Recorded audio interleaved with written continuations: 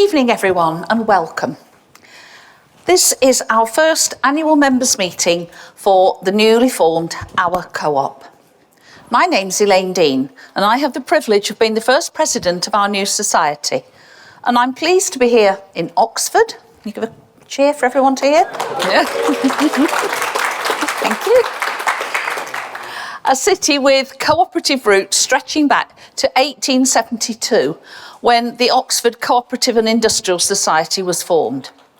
Tonight's meeting is being held both online and in person across 7 venues simultaneously.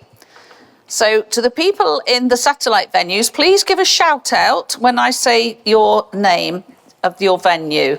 So hello everyone joining us in Derby. This is a bit like Eurovision Song Contest, isn't it? Right. Hello Walsall. Null point. Good evening Chelmsford.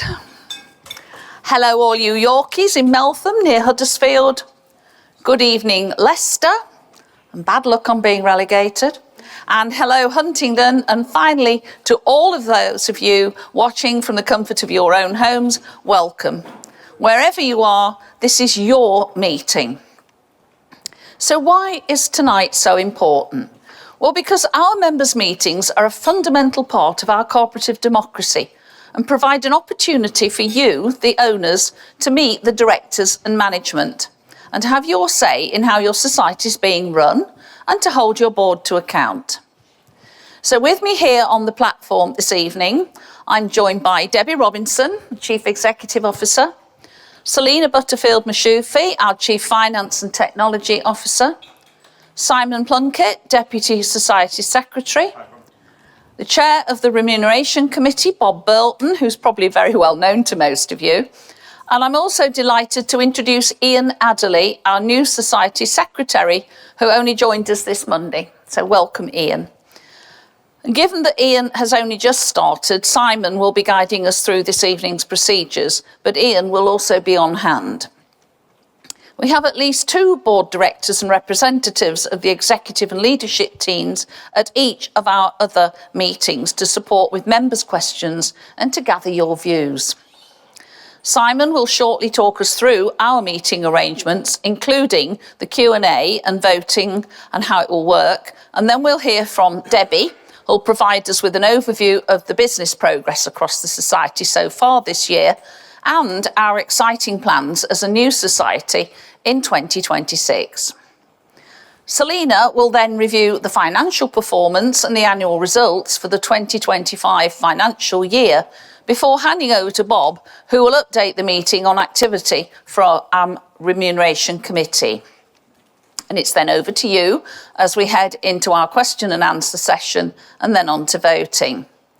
And after voting, our broadcast meeting will end and we'll then move straight into the local meeting format at each venue. You'll be welcome to stay if you're joining online, where we'll continue to stream this meeting from Oxford. Our local meetings will focus mainly on membership and community activity, but you can still ask questions on anything to do with the society. Before I hand over to Simon, I want to take a moment to reflect on what has been, by any measure, a historic year for our movement. It's been a year which has seen 3 wonderful independent cooperatives come together to form our new society at the end of January. Our co-op brings together Central Co-op, the Mid-Counties Cooperative and Chelmsford Star Cooperative Society, creating the UK's largest independent cooperative with more than 500 years of shared cooperative heritage. From a legal perspective, the new society was created by Chelmsford Star, transferring to Central in September 2025, and then Mid-Counties transferring its engagements to Central Co-op. So we are now operating as our co-op in everything we do, and is why we are operating under that name for now, under transitional governance. We've got a transitional board that comprises 20 directors.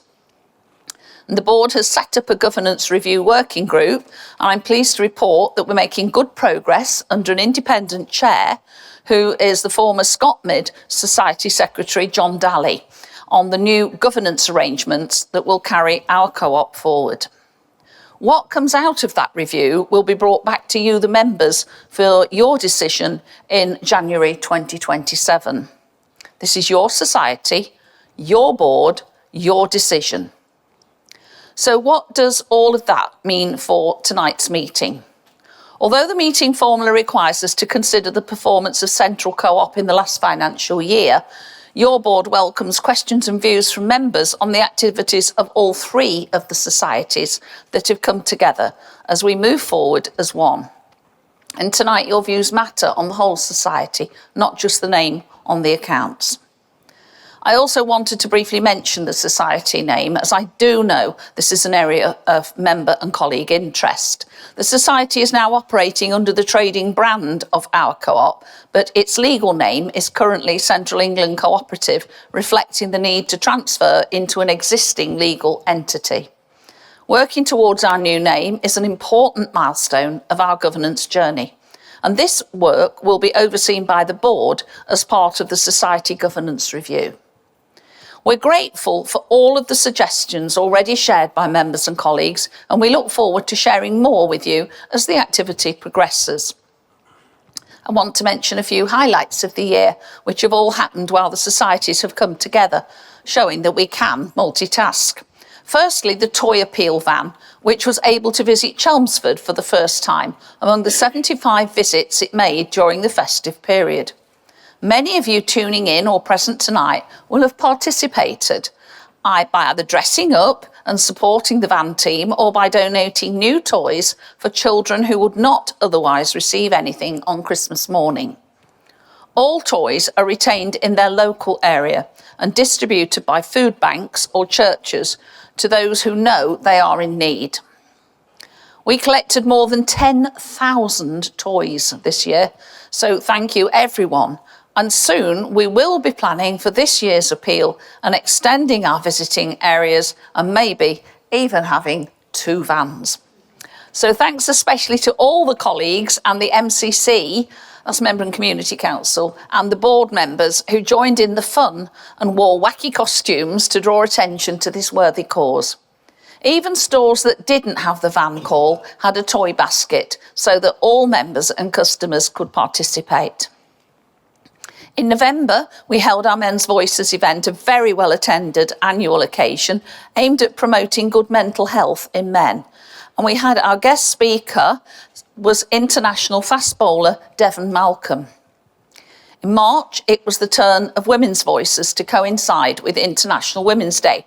And we had a few speakers, but the most sensational was Dame Jasvinda Sanghera, who spoke from personal experience of her campaign to end forced marriages and so-called honour-based violence. It was extremely moving and you could have heard a pin drop. Both these events took place in the lovely surroundings of Derbyshire County Cricket Club, itself a cooperative, with whom we have a partnership agreement which is proving a perfect fit for us. While on the subject of cricket, I would just like to mention our former Chief Operating Officer, Tracy Orr, who many of you will know and remember, and I do believe she's at our Walsall meeting tonight. She has not been idle in her retirement. She's just broken through a very tough glass ceiling by becoming the first female chair of a first-class cricket club at Warwickshire, which is also a cooperative. So congratulations to Tracy. I'm sure everybody at Walsall will be giving her a clap now. This is just a favour of some of the things that have been happening. And of course, we have supported our retired employees, our Malawi project, and the Cooperative Party, of which you'll hear more later. I hope you can see why I am so proud and honoured to be president of this wonderful co-op society. With that, I'll hand over to Simon, who's going to take us through this evening's procedures. Simon.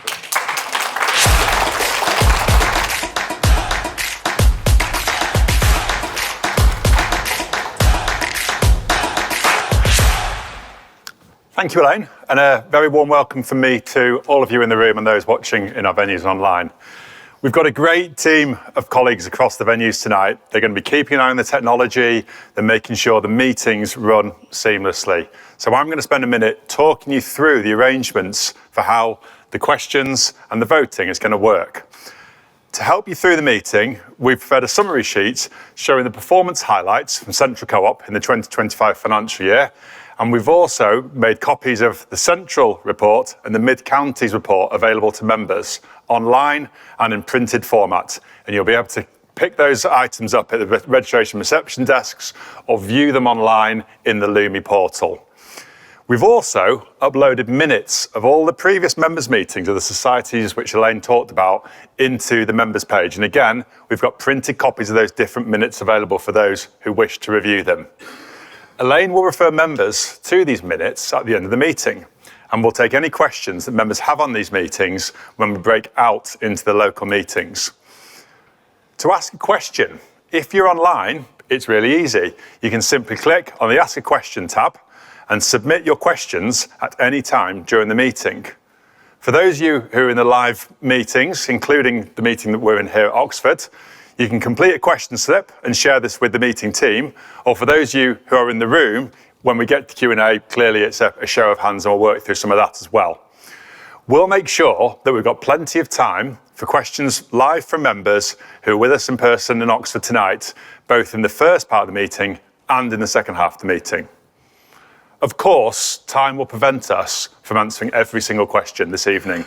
So we'll make sure that after the meetings, we work through all of the questions that we've received and publish a set of responses online around the main question themes that we've received this evening. On to voting. It's really easy to vote when we get to the resolutions. If you're at a physical meeting, you'll have received a digital handset at registration.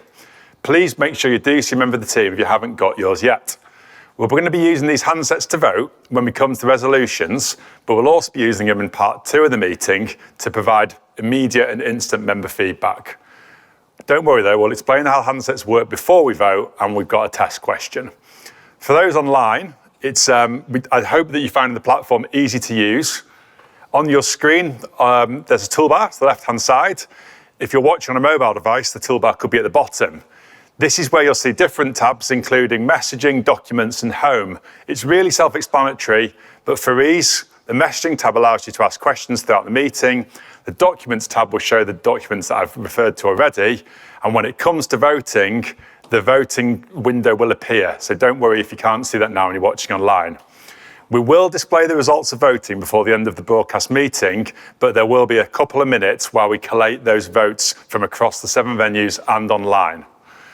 As a reminder, only those members who've been a society member for 6 months or more, so that's a member of Central or Chelmsford who joined in Central or Mid-Counties prior to 20th of November, are eligible to vote. So that means a small number of members who've joined us tonight won't be eligible to vote and you won't receive a handset. But we do hope that you'll join us again at our next meeting and be able to vote and shape our future.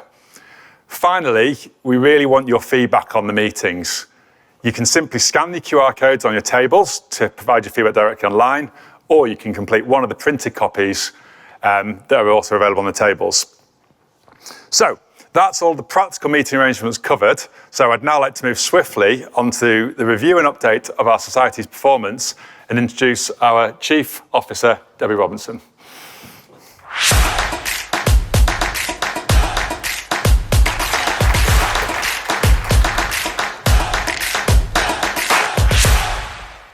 It's a long sting, that one. So thank you, Simon and Elaine, especially to Simon, who's really shouldered the responsibility of pulling all this together. It's really, really appreciated. And Ian, you are most welcome. So good evening to all of you here in Oxford, in Chelmsford, Leicester, Walsall, Derby, Huntingdon, Meltham, and to those joining online. And I'd like to thank everyone who is supporting this evening's event. It really is appreciated. I hope you, your family, and the people you care about are well. Before I begin, I want to acknowledge the world we are living in. Many of you in this room and watching online may have people you love affected by conflict, instability, or hardship somewhere in the world, and our thoughts are with all of them. I stand here before you tonight as Chief Executive of our Co-op for the first time. It is a role I hold with a deep sense of responsibility to our members, to our colleagues, and to the communities we serve. This has been one of the most significant years in our society's history. To our President, Elaine, and to every board director, thank you. The decisions taken this year were not easy ones, and they were taken with the long-term interests of this society at their heart.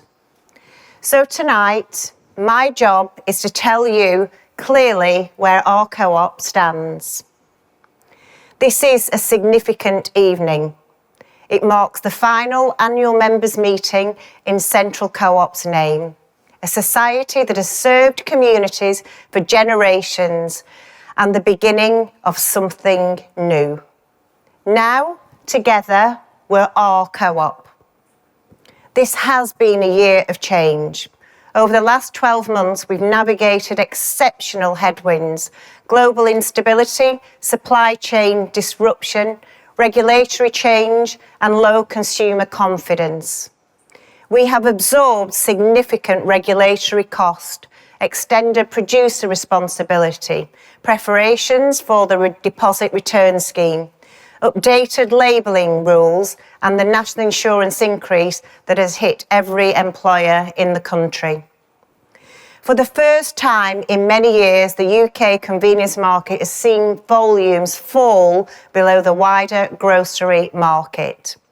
Traditional categories like tobacco and alcohol are in structural decline. Illicit and counterfeit products are doing real damage, and we're working closely with government and our industry partners to push for tougher enforcement and clearer regulation. The cyber attack on Co-op Group systems in spring 2025 disrupted the national supply chain that we relied on. Our own systems were not targeted, but our shelves felt it, our colleagues carried it, and our members noticed it. The factors outside our control are not going away.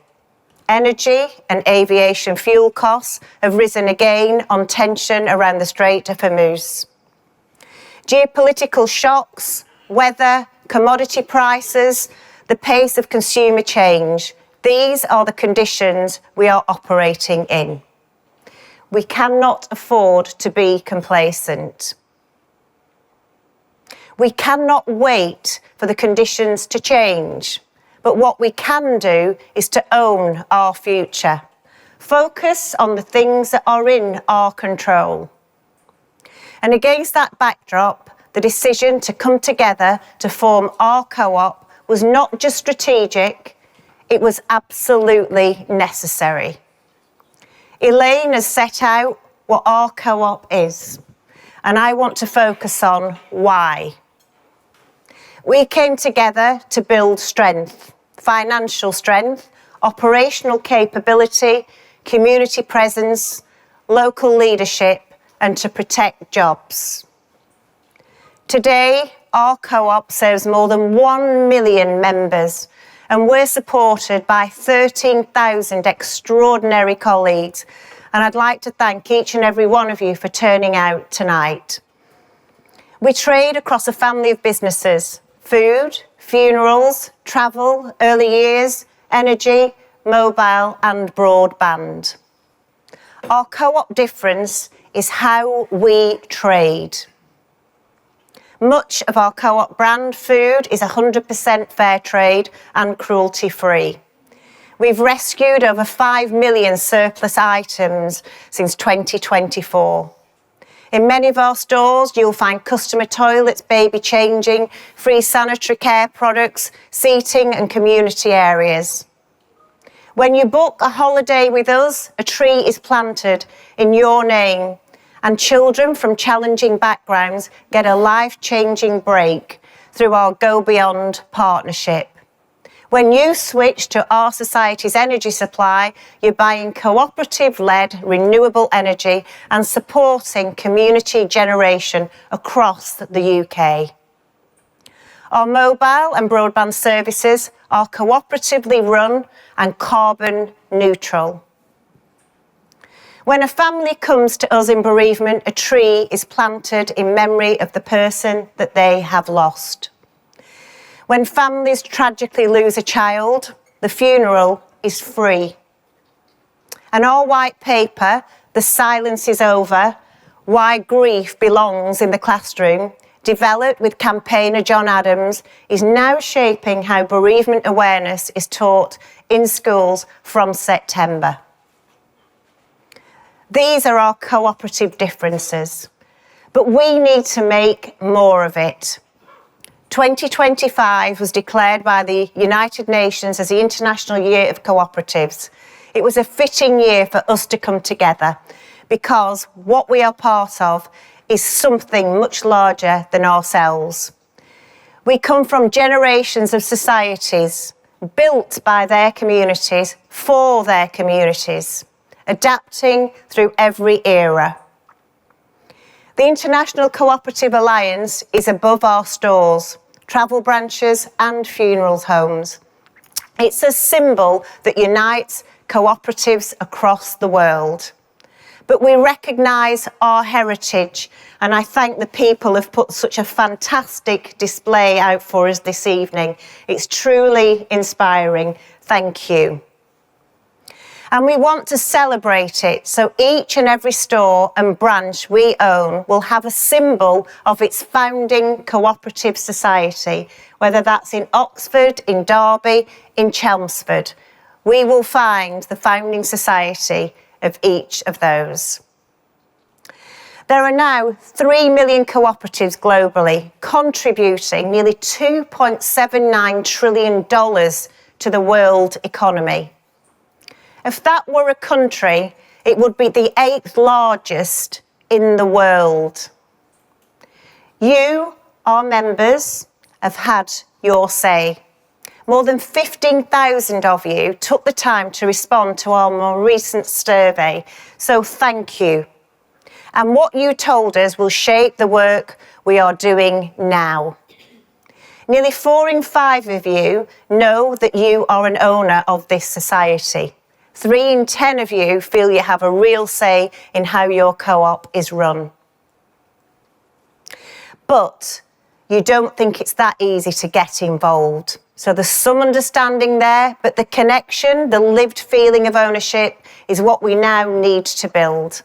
The gap between knowing and feeling is the next chapter of our work. For me, for our board, and for our member and community councils.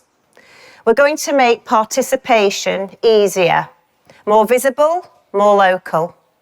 We will keep formal governance strong because democratic ownership is the foundation of everything that we do. The annual members' meeting is the beginning of an ongoing conversation. The conversation through which 3 societies become our co-op together. So, in a year of change, we've delivered a total turnover of 844.6 million, an underlying operating profit of 9.5 million. Cash generated from operations of 15.9 million before pension deficit funding, as well as investing capital expenditure of 24.5 million. Our net assets have increased to 331.8 million, an improvement of 48 million on the previous year. That is the picture of a financially secure society. One that has protected its foundations through real turbulence and continue to invest where it matters the most. And now, as we bring Mid-Counties Cooperative, Chelmsford Star and Central fully together, the society we are building will trade at over 1.6 billion of annual sales. That is the scale of our co-op. That is the foundation we will now build on. Sharpening how we run so every pound delivers more. And Selina will take us through figures in more detail. But the headline is straightforward. We're resilient, we're well financed, and we're entering this Our Co-op chapter from a position of strength. We have continued to invest with purpose.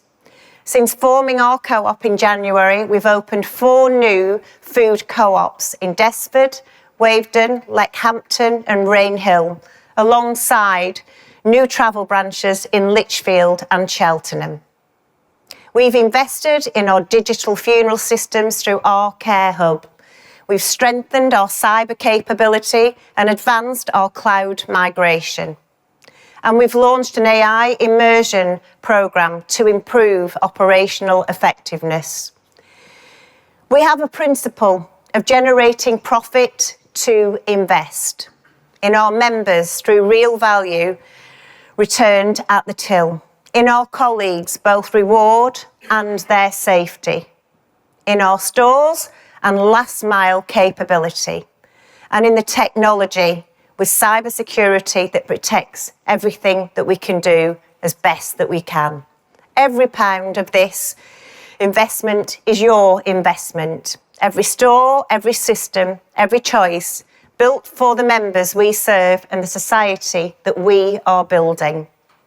That is the power of cooperation.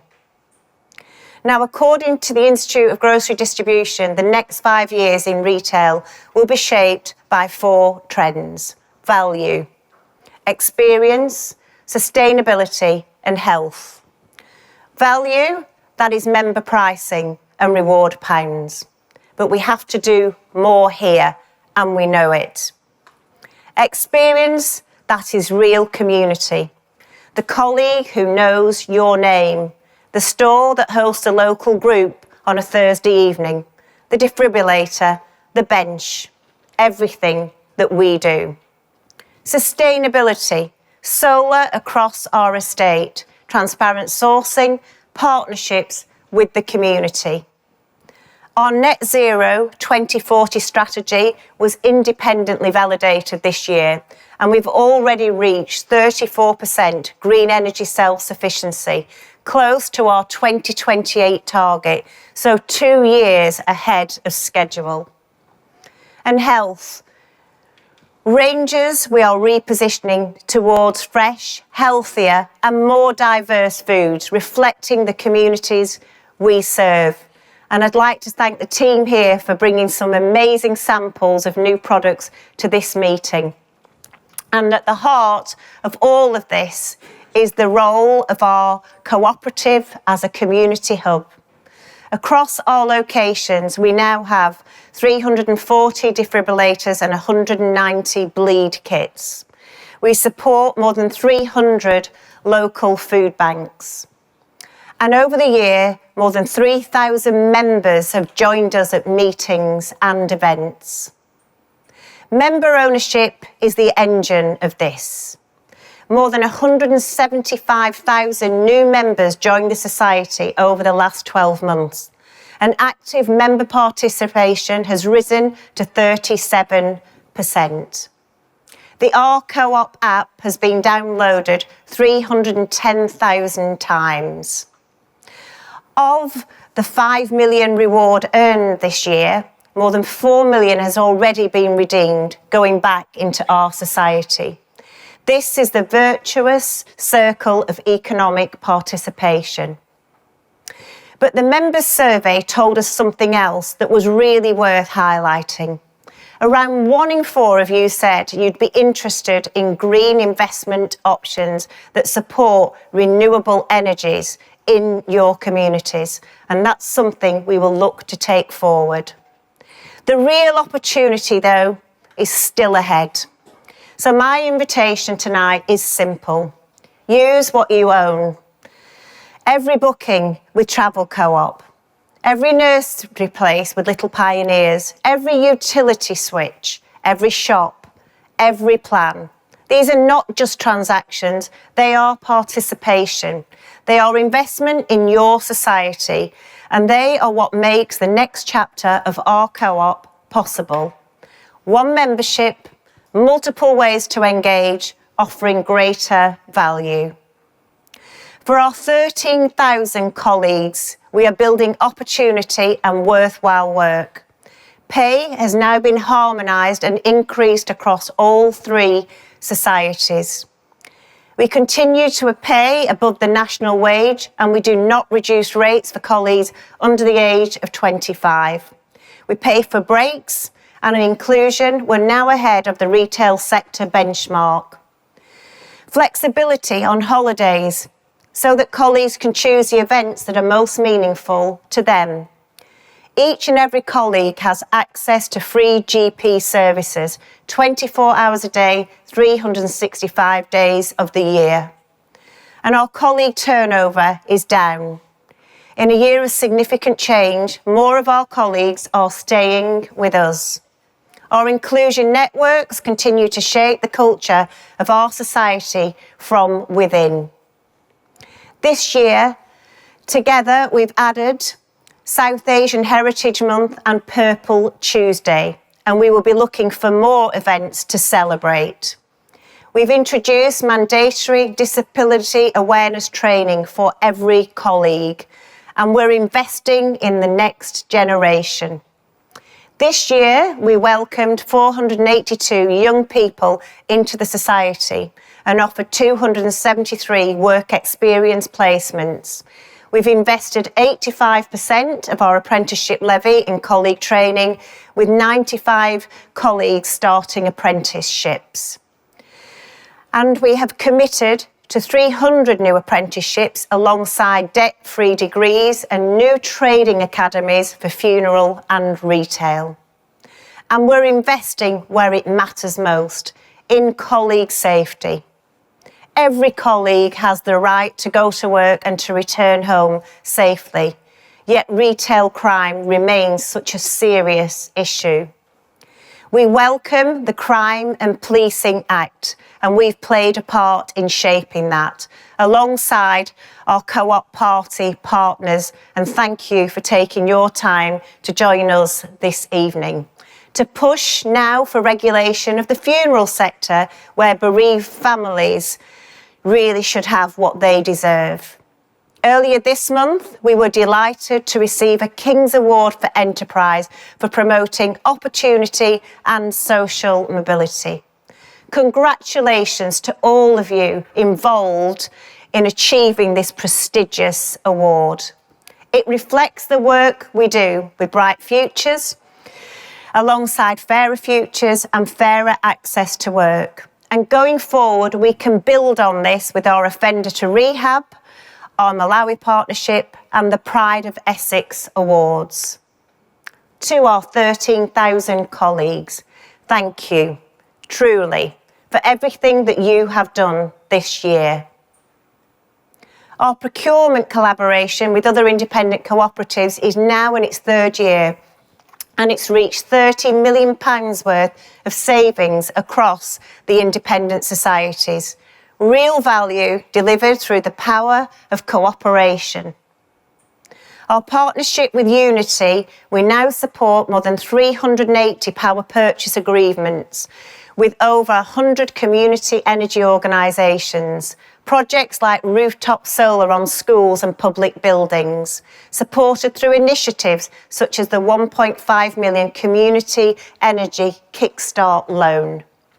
Together, these partnerships support more than a third of the UK's community-generated renewable energy. We will continue to work on our Malawi partnership, taking fair trade to the next level, alongside the ICA, the International Cooperative Alliance, the CM50 and EuroCoop, demonstrating the power of cooperation beyond our own society. We are securing our co-op, a platform at the UN Social Summit, and within the international movement, building a global ecosystem of co-op to co-op trading relationships and supply chains that will help us compete with multinational competitors. Our focus now is on integrating three societies. This will take time and resource, and it will put pressure on our finances in the short term. When complete, it unlocks significant value, securing the long-term future of our co-op. We will make the hard decisions when we need to. We will increase member participation. We will actively promote trade across our family of businesses so that every business in the family strengthens the others and every member benefits from this whole. And we will keep our minds open to other ways of growing, including how we work with other parts of the cooperative movement to build something that is greater than any one of us could achieve. We are owned by our members, governed democratically, rooted in our communities, focused on long-term value, not short-term gain. We came together to secure our future, and we are now beginning to build it. To our colleagues, thank you again for your commitment, for your professionalism, and the part that you have played in carrying us through this year. To our members, thank you for your trust, for your patience through change, for continuing to shape this society. And to our board, thank you for the tireless work, for your stewardship of this society through a year of profound change, and for the work still ahead as we build our co-op together. My message to those of you here in Oxford, in Chelmsford, Leicester, Warsaw, Derby, Huntingdon and Meltham, and watching online is simple. We live in a world that feels uncertain, politically, economically and socially. This is your cooperative. You own it, you vote in it, you shape it. Participate, engage, and help us build what comes next. I'd like to say thank you for listening, and I'm absolutely delighted to hand over to your very wonderful CFO, Selina. Thank you.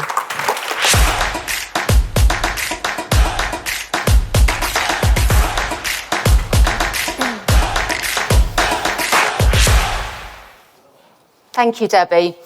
Good evening to all in the room or watching online. Thank you for joining us. I'm Selina, and I'm pleased to take you through our financial results for the year ended 24th of January 2026. The results reflect the final standalone year for Central England Co-operative, including Chelmsford Star Co-operative Society from its transfer of engagements in September 2025. The transfer of engagement with Mid-Counties took place on the 26th of January, so after the close of this reporting period. I will touch, though, on the results of Mid-Counties shortly, with the full report published online or available in the reception as well. From a record-breaking start to the year, the food business was severely impacted by the cyber attack on Co-op Group in May, with significant reduced availability across our peak summer trading period. However, this has been a transformative year as the foundations were laid to create our co-op, a society that has doubled in size as the largest independent cooperative, with opportunities across our family of businesses to deliver on our commitments to members, colleagues and communities. Turnover of 844.6 million was delivered for the year, and that compared to 883.9 million in the prior year. The reduction most materially reflects the impact of the food business of the Co-operative Group cyber incident, and also mix shifts from categories such as cigarettes and beer, wine and spirits.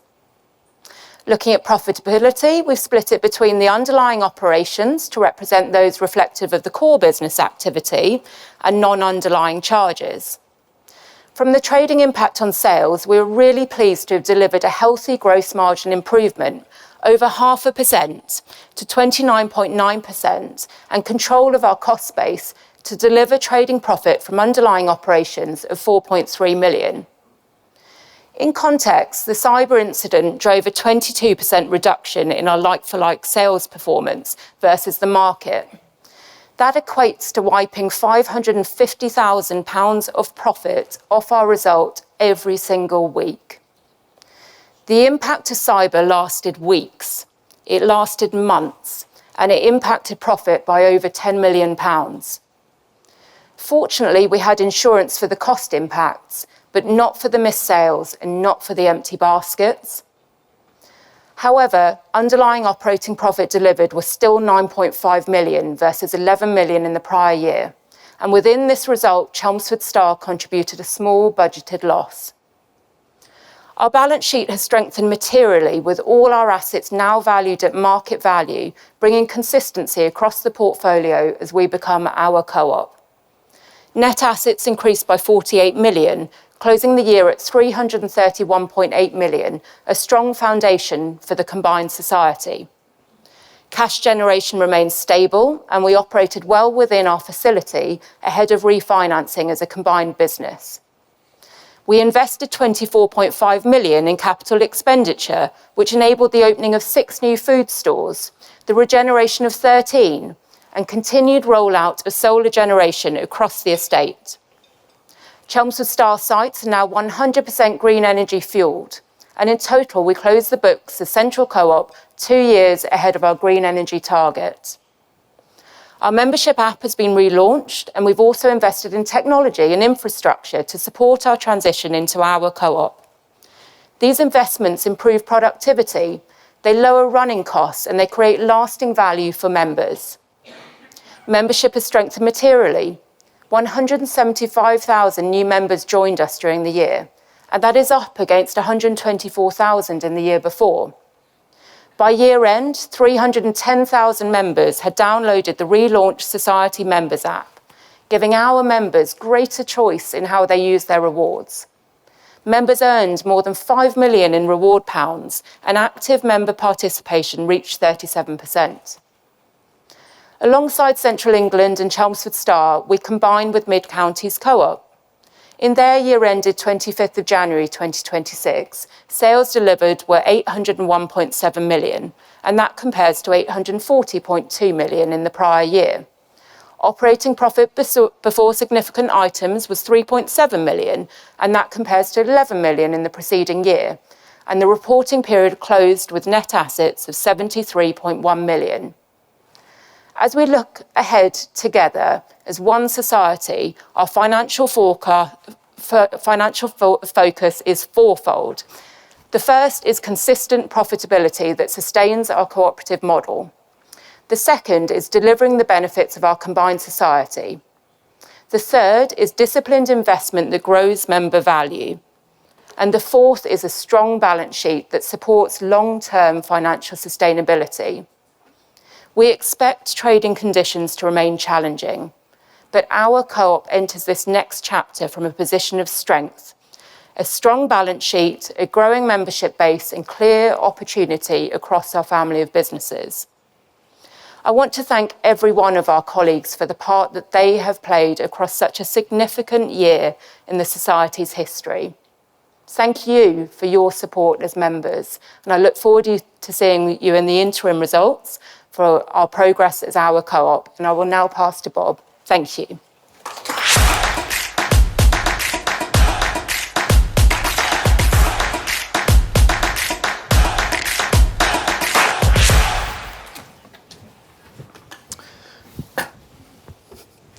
Thank you. Good evening, fellow cooperators. For those of you with long memories, it's great to be back in a members' meeting in Oxford. And it's now my responsibility to present the remuneration report for Central Co-op to members at this annual members' meeting. The Society year 2025-26 was a truly extraordinary year, and I do mean extraordinary. I did look up the difference between extraordinary and exceptional, and it was extraordinary because that's bigger. The year included the cyber attack and 2 historic mergers, as has been said, first with Chelmsford Star Society and then at year end with the Mid Counties Co-operative. It follows then that the year under review was also extraordinary in remuneration matters for the Society. I will do my best to explain, but please note that some matters that are confidential to people, i.e. Society colleagues, that are in this room now, so I am limited in what I can and feel it's appropriate to say. All bonus payments made to executive members made in 2025-26 were approved unanimously by the board between July and October 2025. A significant proportion of those bonuses, at least 30%, were one-offs. For example, re the Chelmsford merger, and will not repeat in 2026-27 or 2027-28, which we regard as the crucial integration period. Next, there was an element of catch-up in 2025-26 as follows. Our esteemed Chief Executive had not received any non-inflation increases in 6 years' service to correspond with her growth in role and performance, which the board rates as excellent. This was an anomaly that had to be addressed, and it was during 2025. A retrospective review confirmed that no discretion had been applied regarding 2024-25 bonuses, despite the board approving revised strategies and priorities at its strategy meeting in July 2024. These changes meant that some, not all executives, had new priorities to focus on, and in this case, some discretion then would have been appropriate. Next, we have been improving the reward over recent years, and deliberately so, for most colleagues. And by summer 2025, we considered that our reward for the vast majority of colleagues was upper quartile, i.e., our reward package for these colleagues was among the best in the industry. Our Chief Executive was one of the main drivers of implementing this policy, which is to her great credit. However, one group of colleagues that did not benefit from upper quartile reward was our executive team. For a number of years past, the Society's policy was to offer close to median, i.e. average, basic salaries, but significantly lower bonus opportunities of around 1/3 to a half of median versus the large group of businesses that we benchmark against, i.e. compare ourselves with. And this resulted in total remuneration that was significantly lower for our executives than in our competitors. And this was demonstrated very clearly to us in mid-year when one of our key executives received an entirely unsolicited, very substantial offer from an external organisation who had identified the talent in our service. Maybe this is an inevitable consequence of having good people doing great things and participating in industry-wide events. The timing was absolutely critical to us achieving the merger with Mid-Counties, which we judged to be of major strategic importance for the future of our society and indeed for the movement in the UK and beyond.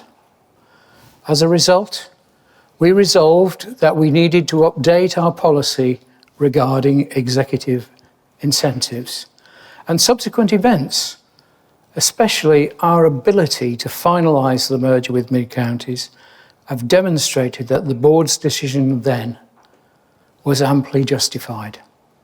Of course, the society has social purpose. As cooperators, we wouldn't want it any other way, would we? Our people, including particularly executives, have complex objectives, much wider and sometimes more difficult than just trading profit. We value these wider objectives and reward for them, including strategic objectives such as the 2 major mergers completed in the year, our successful leadership of purchasing for all independent society, which, as Debbie has told us, has yielded £30 million or so, growing our trade and participation with members, and our progress towards energy self-sufficiency, of which I'm particularly proud. These are all things we value and should reward for. The board is elected to take big, difficult decisions in the best interest of all the Society's members, taking into account weighing short versus long-term interests and the interests of different groups of members, including colleagues and executives. It has information to consider that is not available to all members, either then or now. The board followed best governance practice regarding executive remuneration in 2025 in the context of the strategic imperatives facing the Society and in addressing some past anomalies.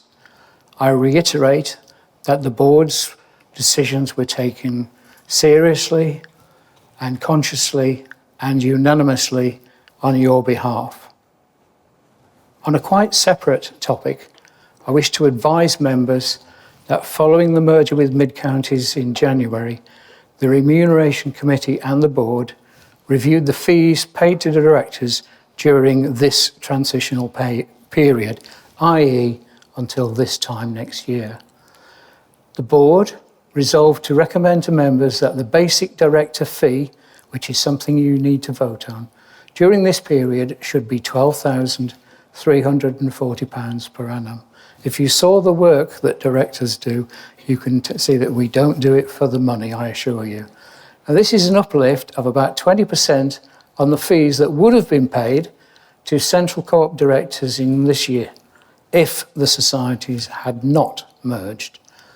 This uplift is lower than the average uplift to executive colleagues following the merger, as their job sizes have increased and following job sizing and benchmarking for the new society. What it does do is to attempt to recognise the increased scale, complexity and responsibility of the society in guiding of directors in guiding the society during the transition period. The governance review group that's already been referred to will consider this matter for the time following the transition period and will report to members and ask for the members' approval in due course. You may be interested to know that the total basic fees payable under this proposal generates a saving of £74,500 or 21.4% against the fees that would have been payable to directors if the two societies had not merged. Fellow cooperators, that is the report of the Remuneration Committee, and in due course, if there are any questions, I'll do my best to answer them. Thank you.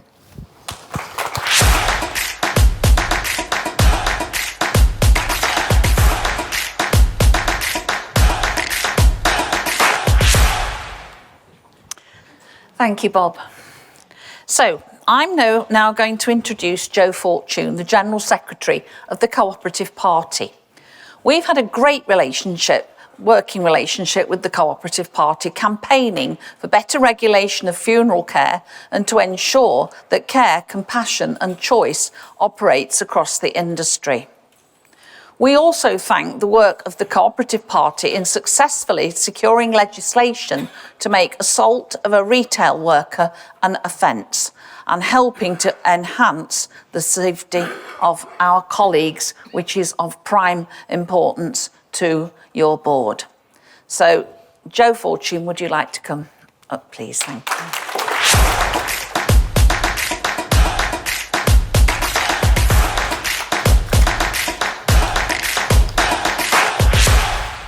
Lovely. Thank you very much, Elaine. It's a real honour to address yourselves in your new cooperative, our cooperative, today.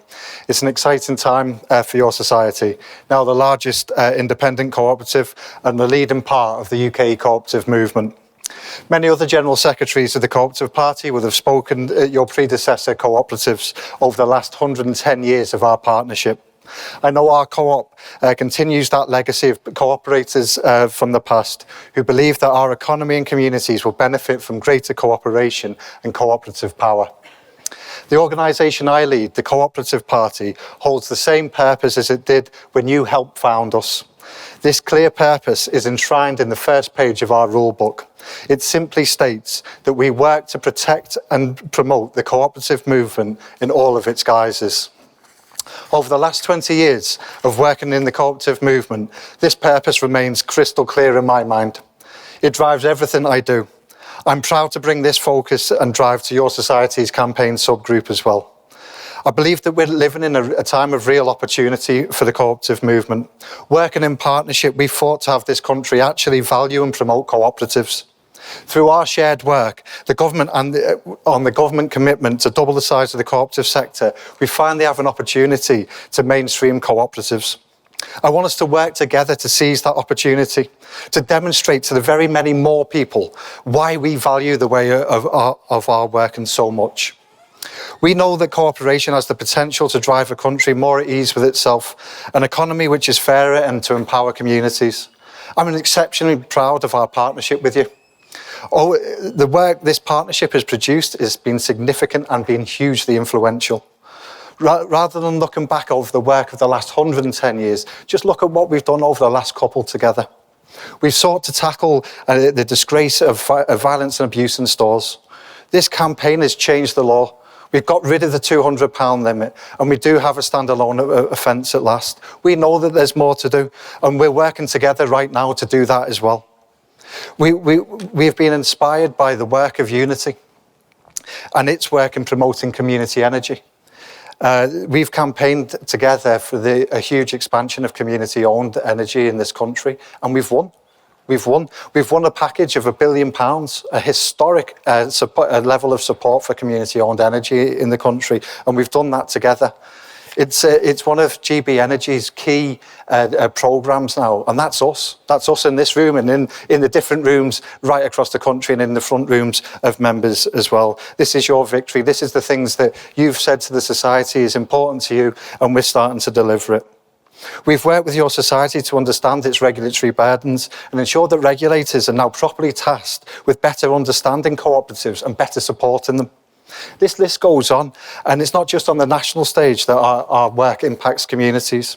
In local government, inspired by your work to tackle modern slavery through the Bright Futures Co-op, we secured change in over 150 councils about how they take on this horrid practice. We've campaigned together on food justice. We've ensured that there are food justice champions in councils across the country. We've ensured that councils are better able to understand the joined-up nature which drives people into food poverty. We've ensured that those who work and lead your funeral businesses have spoken directly to our members and widened the understanding of the needs of end-of-life care and centre the industry-leading role that you play. As you can see, this work has been a real and meaningful impact for your cooperative and the communities you serve. Of course, I look forward to the future work together as well. We've listened to those who work in your childcare business and brought those views direct to decision makers. And we think that the work of cooperative childcare should be better understood, wider acknowledged and replicated. I believe ours is a partnership based on action and change. And I know that will be at the heart of your new society. In us, you have a truly motivated and enthusiastic supporter. I'm committed that our party plays our part in the future success of your society. Together, I want us to be able to look back and say, look what we achieved for cooperation across the country. There's so much more we can do, but for the time being, thank you very much for having me here, and I hope you can support the party tonight. Thank you.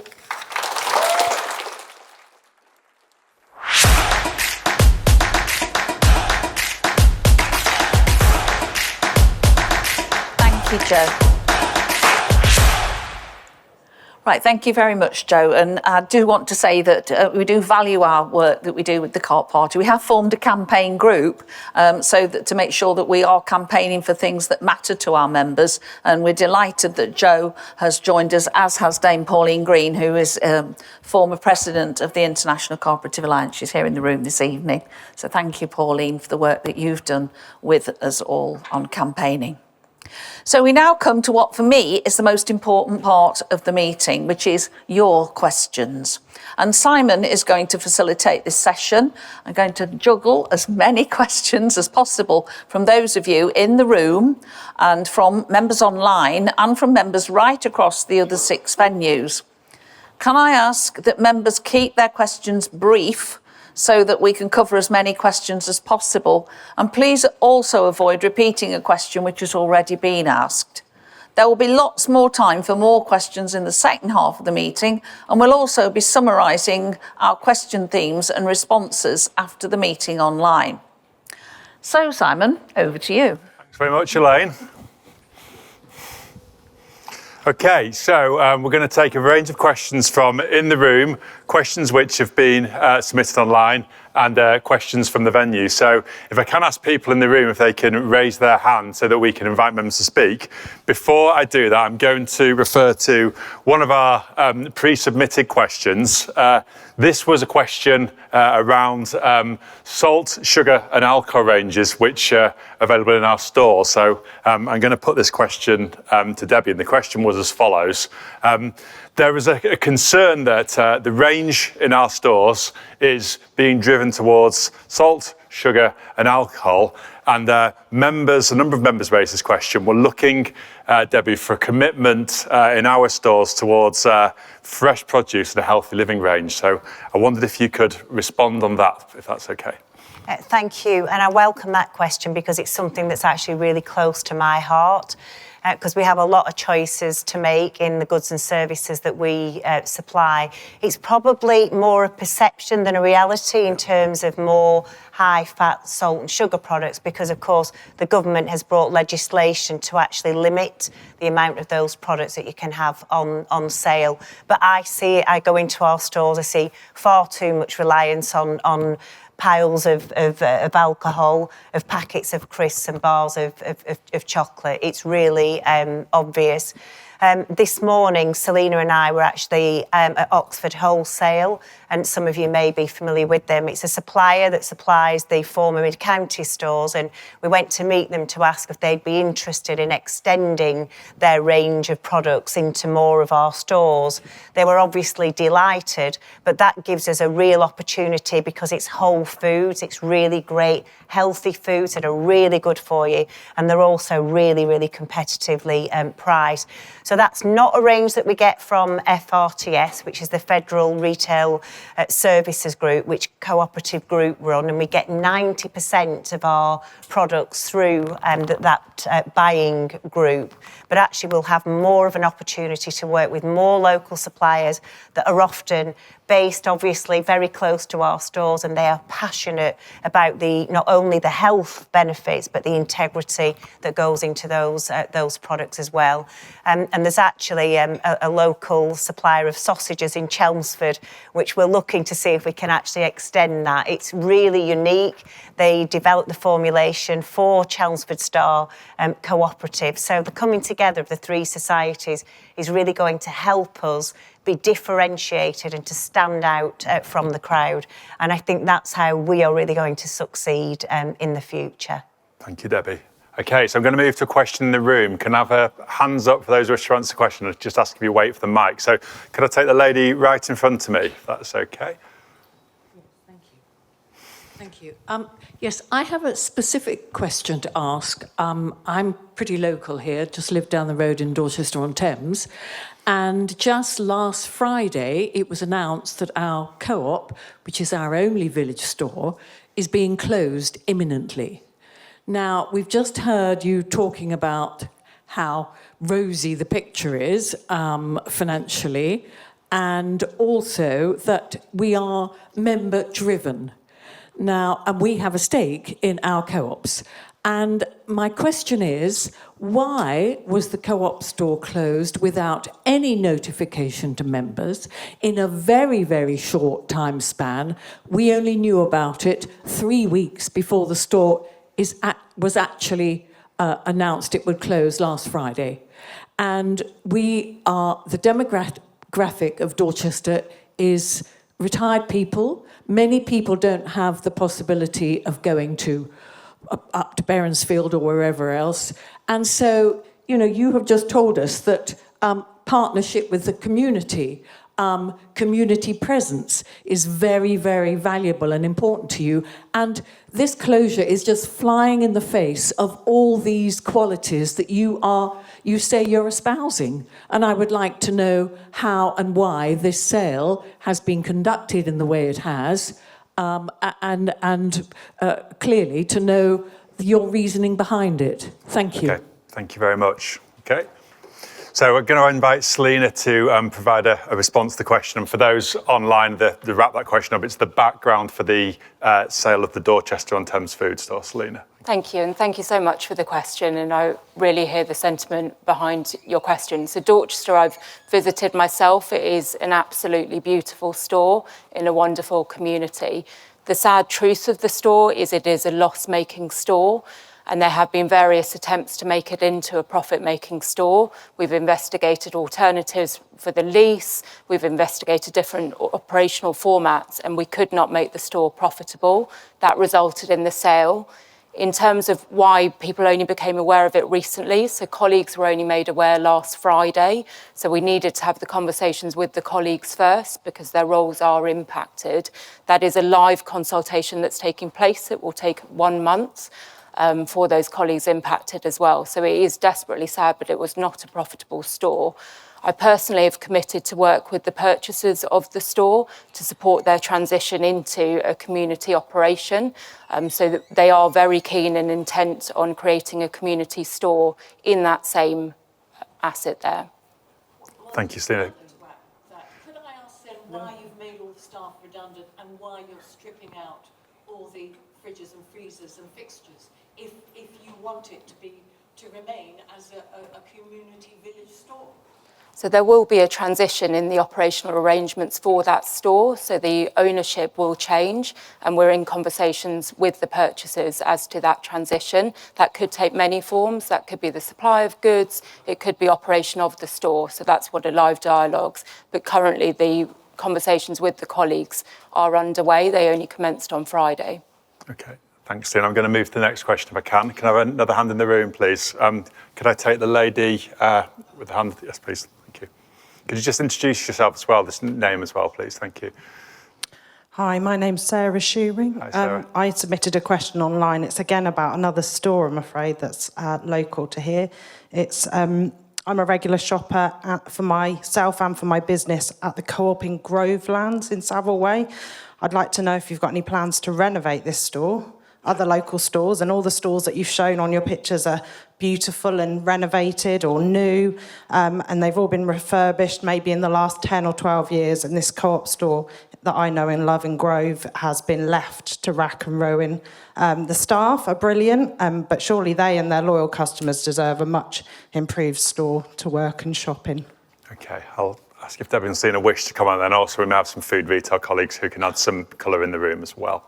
Yeah, I'm not familiar with that store, so you can imagine bringing 3 societies together and actually understanding the nature of the estate. And I have to say, I have seen some stores that, to be quite frank, are in desperate need of repair, and we need to tackle that. So what we've been doing is looking at a limited amount of capital expenditure that actually means rather than do a few very big refits that kind of replaces everything and does create the pictures that obviously that have been shown there that are predominantly new stores, as you quite rightly point out, is to actually do a bit less spend in more stores to bring them up to a more acceptable standard. So I couldn't agree with you more, but it will take us time to work through that, because at the moment we are still actually carrying the costs of 3 societies, and whilst we're running 3 societies.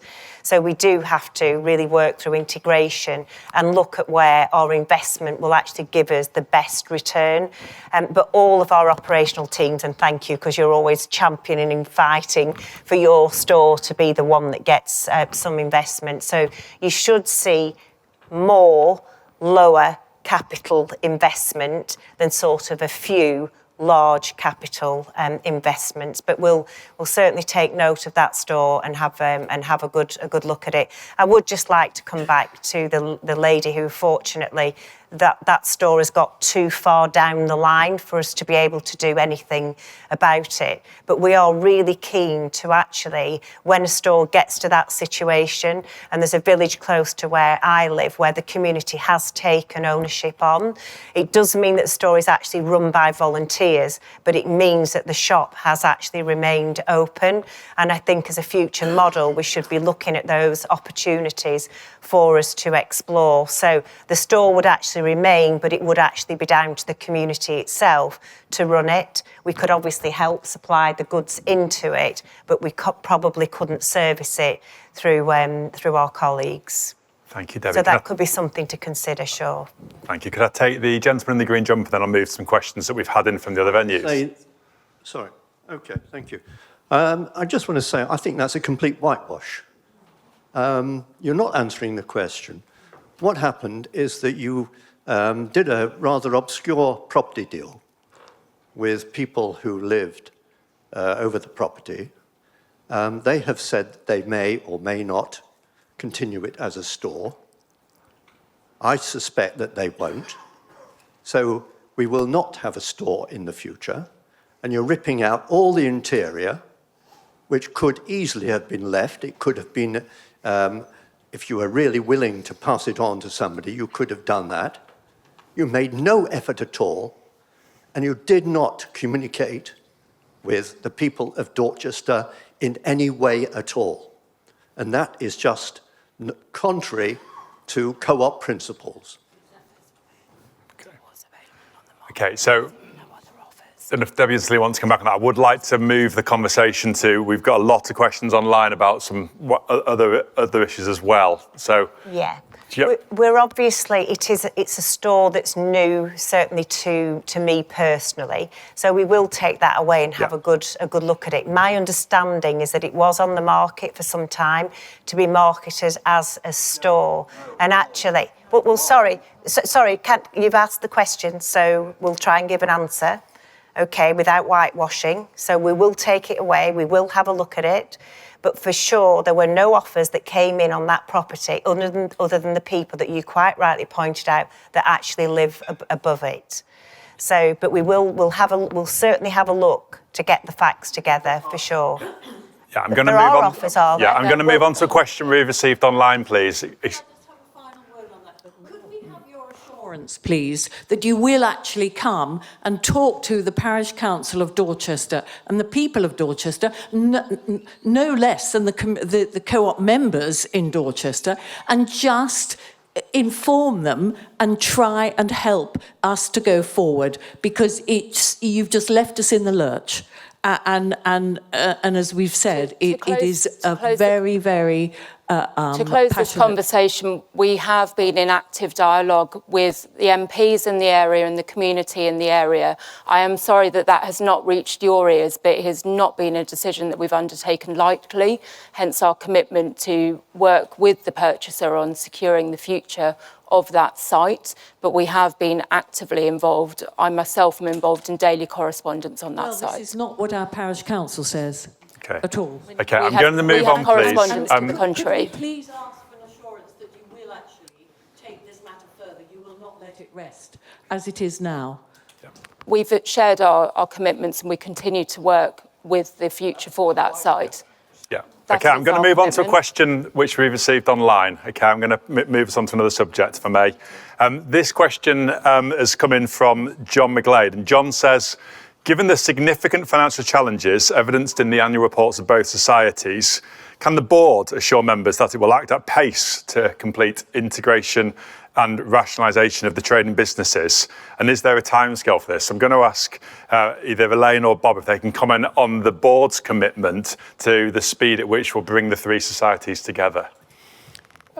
Well, you go, Bobby. Okay. Well, the answer is yes. I mean, the board spent hours and hours and hours considering the case for the merger. I think we fully understand the necessity, which I think Debbie, in fairness, referred to in her report about, in her presentation, about the need to complete the integration as quickly as we can. We have to remove, as you also just said, that we're currently bearing the costs of running three societies. That is absolutely unaffordable.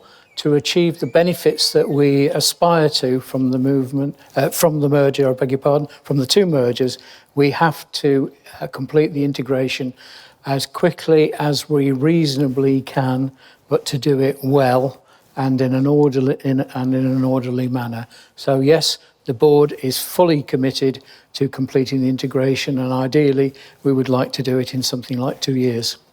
Thank you, Bob. I'm going to move straight to a question from Meltham, from Kevin Gardner. Thank you for those in Yorkshire. Kevin says, what thoughts do the Co-op have about recent announcements to freeze food prices? And is this something that we would consider? So if I can perhaps start with Debbie, and then others may wish to add. Yeah, so we are in active discussions with the government, and obviously the affordability of food is absolutely fundamental. I mean, I would like to point out that food in the UK now is one of the cheapest in the whole of Europe. So it is a really efficient system, and it does offer tremendous value for money. So there is an open dialogue potentially, and the government are looking as to how they can actually help support businesses to lower prices and therefore make it more accessible to more people in the community. For us going forward, we are looking at range rationalisation. That does mean taking some products out. So we carry a very hefty range of around 9,000 products. If we were to actually rationalise that, and I can see some nods from the retail team, we do carry a lot of duplication. We would be able to put more volume into fewer lines with fewer suppliers, and therefore make it more efficient to trigger a beneficial price for our members and our customers. Thank you, Debbie. Go back to the room. Have we got any questions in the room, please? Okay, can I take the gentleman at the back, please? Could you just introduce yourself when you ask your question? Thank you. Luke Blakey, Hi, South Luke. London. Back to the issue of closing stores without telling anyone. It's not just a mid-counties issue. Your Co-op, Central Co-op, our Co-op, Central Co-op, have been more careful in the last 3 years, or 3 years before, it's my understanding. But this is an issue with the ex-Southern, with mid-counties, even with stalwarts like ScotMed societies, where, for whatever reasons, the central balance sheet cannot make a store function, and there isn't enough money from the community on the balance sheet to make talking to that community something that you actually do. I'd ask for a commitment that in future, if you're going to shut a store, or you have shut a store, that you release it as a news release, as you do with all your opening stores. This store has shut, this store has opened, it is here, it was there. We care about these customers. Please do buy a childcare policy, but we don't want to sell you food anymore because it's not profitable. There's going to be reasons why communities can no longer support this particular Co-op stores. There's going to be reasons. And in exceptional circumstances, there's going to be reasons where 2 weeks before you don't know yourselves and it happens. But I know that Central Co-op previously was very careful, but it is a real issue where if you don't have enough money from us on your balance sheet to make these stores open and shut at a time that can then be engaged with the community, then you do get into the situation of not telling us. Okay. I had a question on getting people from those stores that have now shut to the next nearest store. You will know when the least loss-making hours of the trading that you've just shut down is, and you'll know which stores are the next nearest. So could some of these closed stores have some kind of minibus provision for existing customers to continue trading with our co-op. Thank you. Thank you, Luke. So that's a question about opportunities for members to use stores and for us to communicate store closures to our members. Debbie, could you? Yeah, I think it's a really fair point, and communication can always be better. Thank you for acknowledging that we have kind of improved things over recent years, certainly in the former central stores for sure. So I really appreciate that. But we can always do better. You're also quite right to point out sometimes these things happen really quickly. And that does need addressing. I would refer to the comments that were made at the previous lady that asked the question as well, which is actually having an open discussion of saying, listen, we've been losing money for a long time, and there are stores, I think so far this year, Selina, loss-making stores are accounting for about £3.5 million worth of losses. It is really serious. So it does need dealing with, and I think we have been guilty in the past for leaving stores for too long. So we do need to accept and have a series of options that we can actually try. And I can see some of the operational team where we look to maybe reduce the hours, reduce the complexity in the store. And certainly something I'd ideally like to try is where we put more of our own brand into a store. So again, you're reducing the range down, but you're still trying to meet most of our members and customers' need, which should lead to a more efficient operation that should be more cost effective to deliver. I love that we always try, nobody wants to see a colleague without a job. We always try to find them a role elsewhere. And I can see again the teams nodding, and I know how much certainly the regional support teams give to try and find alternative roles for colleagues. Yeah. Okay, thanks, Debbie. We've got time for one last question. There's plenty more question time in the second half of the meeting when we hear about membership and community. So you heard from Joe about the commitments to the other side of the cooperative economy. Can we talk about any of the activity that our society is doing to support other cooperatives? And Elaine or Bob, I don't know whether you wanted to comment on that from a board perspective, or Debbie and Selina from a commercial perspective in terms of our commitment to work with cooperatives. Right, well, I'll just take one of you. Who wants to go? Sorry. We do a lot of work with other cooperatives. We do support other cooperatives, and we do try and find cooperative solutions for everything that we do. It's not always possible, but we do try, and we are very mindful that we should support others, and we do try and do that. I don't know if you want to talk about it commercially. But from a board perspective, we do always try and support other co-ops. Yeah, I think that's true, that from a board perspective, there's been very good relationships. And in truth, the coming together of the three societies has been on the back of good relationships, good supporting relationships, both at board level and at executive level. This is how things tend to happen. People do business with people. But I did mention a £30 million advantage that we've been able to enjoy by buying key commodities such as energy, refrigeration, and some green energy collectively as independent cooperative societies. So we've got a really well organised system that's working really well, and we're going up to Scott Mid. They're particularly good at food service, and they also have Semichem, which is another business that they have. So we know that our larger stores, so stores that are above 3,000 square feet, actually do require some different products, and we're looking to bring some of those in through working with Scott Mid through the Semichem relationship. Thank you, Debbie. Okay. Sorry, I should have mentioned the international stuff as well, because we did briefly say the ICA and the CM50. So we are looking to work with Co-op Italia, who are an amazing co-op, and they have grown massively and have access to superb quality products.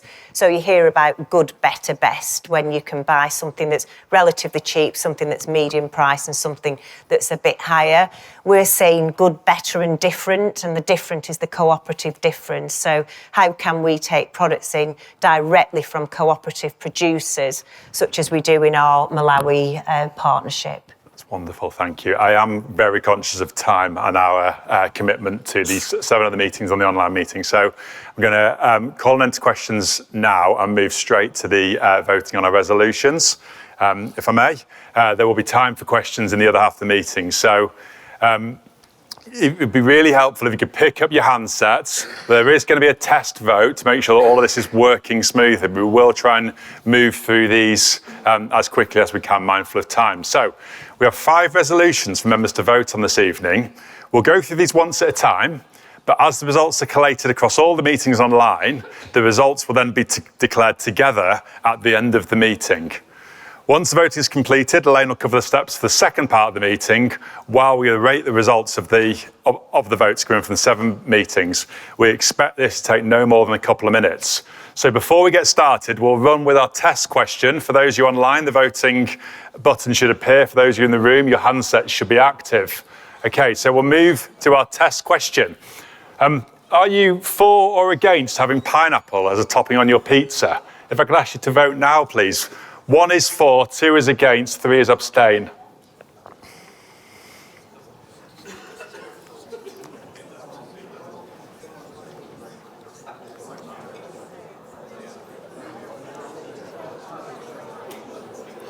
Okay, there's a clock on the screen and that vote will close very shortly. Yeah, there's we just got a short delay as that result comes in across 7 venues.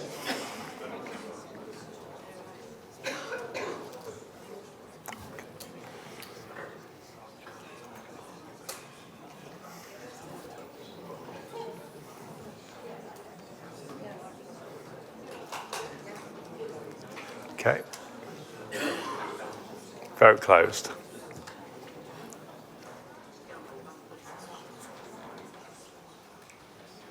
Okay, so pineapple wins it by a margin. So you're all familiar with how to vote now, so we'll get straight into our first resolution.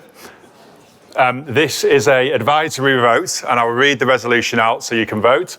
It is to receive the annual report of the Board of Directors and the financial statements of Central England Co-operative for the year ended 24th January 2026, including the annual report of the Remuneration Committee. So if I could ask you to vote now, please.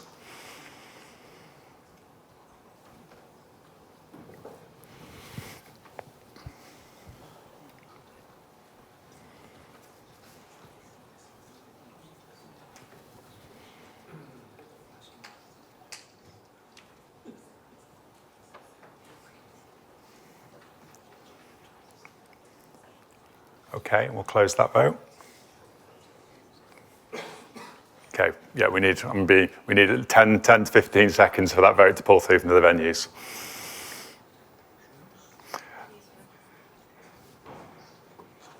Okay, so I'll wait for a nod to move on to the next vote.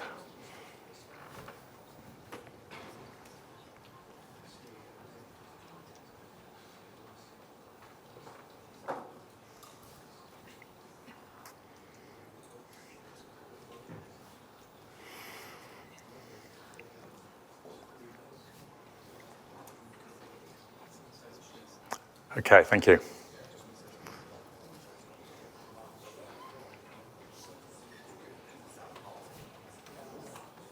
Okay, we'll take the second vote. Second vote is to approve the reappointment of auditors, MHA McIntyre Hudson. Could I ask you to vote now, please?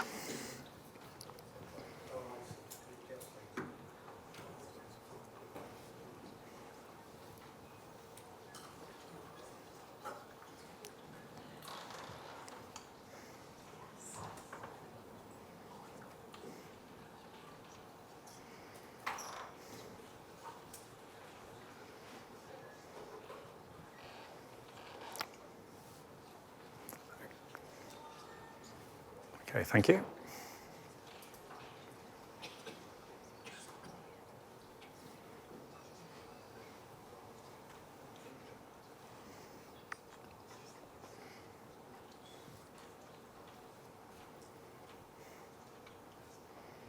So we've got votes coming in from 7 venues and online, which is the reason for the pause between each vote, so they're counted correctly.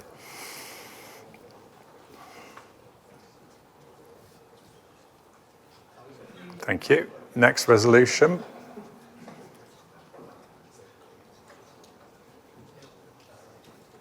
Resolution 3 is to approve the distribution of trading surplus as follows: membership and community activity budget distribution of up to £487,000 and funding support cooperative partnerships from our co-op at £86,000. Ask you to vote now, please.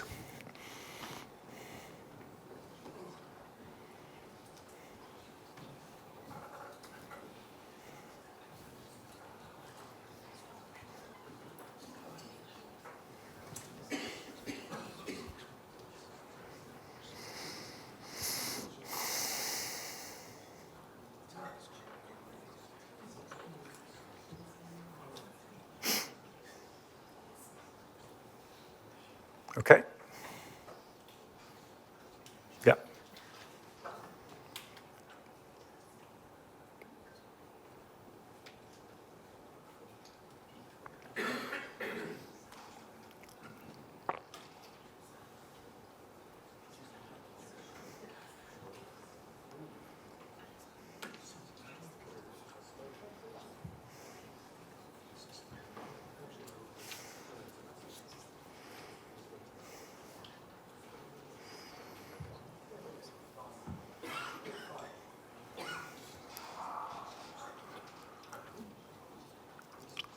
Okay, we'll now move to resolution 4, which is to approve that funding be set aside for political purposes in furtherance of cooperative values and principles of up to £120,000 for the financial year ending January 2027. If we could ask you to vote now, please.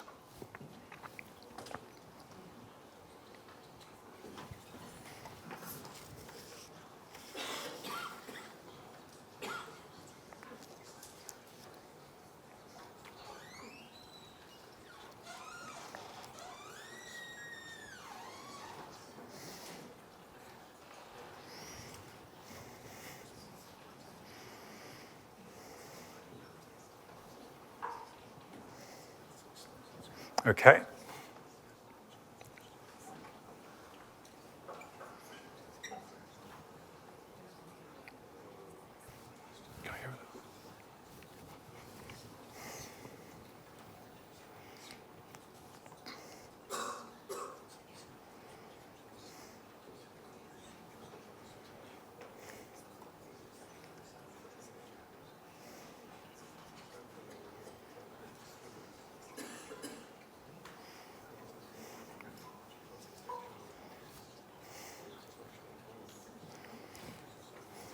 Our final resolution, resolution 5, is to approve an increase in fees payable to our co-op board directors from £10,284 to £12,340 per annum. So if you could vote now, please, on the last resolution.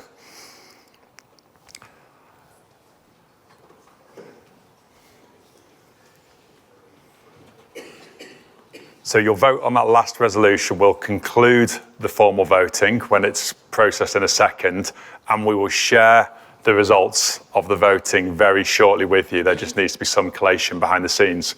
Whilst we do that, I will hand back to Elaine.